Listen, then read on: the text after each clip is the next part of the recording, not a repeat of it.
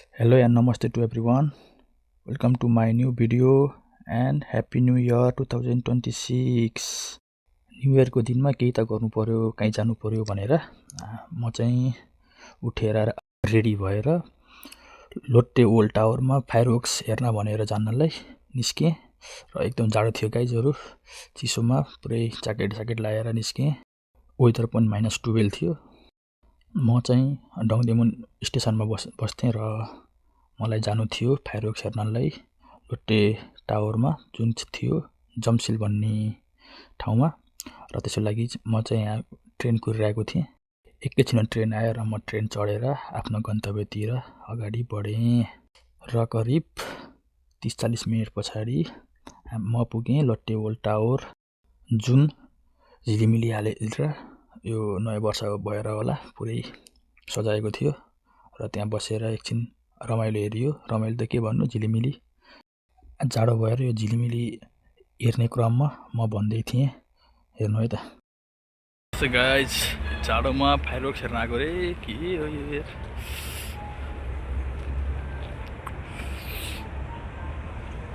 र कुर्दै अब फायरवर्क्स सुरु हुने बेला भयो र काउन्टडाउन सुरु भइसकेको छ र हेर्नु है त। 10, 9, 8, 7, 6, 5, 4, 3, 2, 1.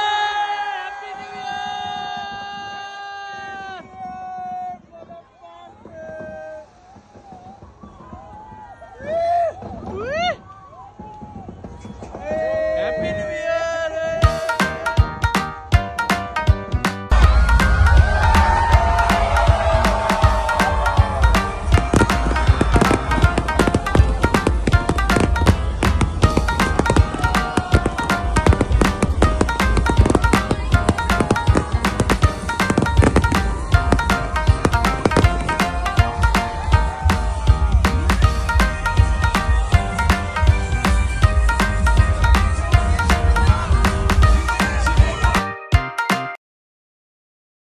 एकछिनमा फायरवर्क्स सिद्धियो र म चाहिँ घर फर्किनलाई निस्केँ र बाटो मान्छेहरू यति धेरै आउनु थियो कि त्यहाँ फायरवर्क्स हेर्न आउनुको फर्किने बेलामा यति भिड भएर जानै हामीलाई उता ट्रेन स्टेसन पुग्नलाई लगभग 1 घण्टा लाग्थ्यो र हेर्नु न भिड आमामा।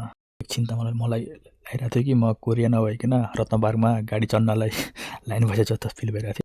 जाँदा 40 मिनेट पुगेको, आउँदा फेरि लगभग 2-3 घण्टा लागेर घर फर्क्यौँ भन्दै मेरो 2 शब्द यहीँ अन्त्य गर्न चाहन्छु। हस्त धन्यवाद। भिडियोलाई मन पर्यो भने लाइक, शेयर, सब्स्क्राइब गर्न नभुल्नु होला। धन्यवाद।